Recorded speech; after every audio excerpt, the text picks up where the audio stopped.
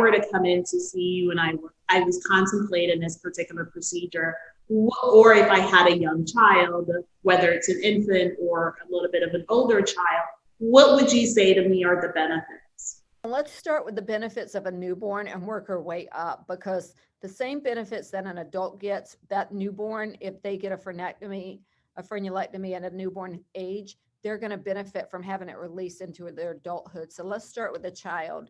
If I have a newborn in my office and I'm releasing the frenum, or Dr. Rob's releasing the frenum, they're going to have more function of their tongue. That's going to allow them to be able to nurse better, to be able to roll their tongue around the nipple to pull more milk and nourishment from the mom.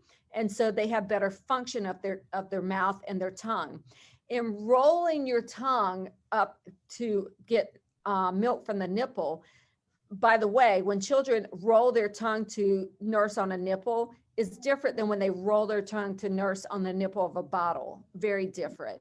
And so their archway and the roof of their mouth develops differently depending on how they roll their tongue. So if we can get a child who can nurse with a mom, we always feel like that's a benefit for growth and development. And it's always a benefit if we can get the tongue to roll appropriately so that the child can nurse. So sometimes if we can release the frenum, we can get that to work really well. Then if we have an older child, or after this child grows up, having that tongue release helps them to be able to enunciate their words appropriately and be able to speak appropriately without a lisp, without a slur, without tongue thrusting.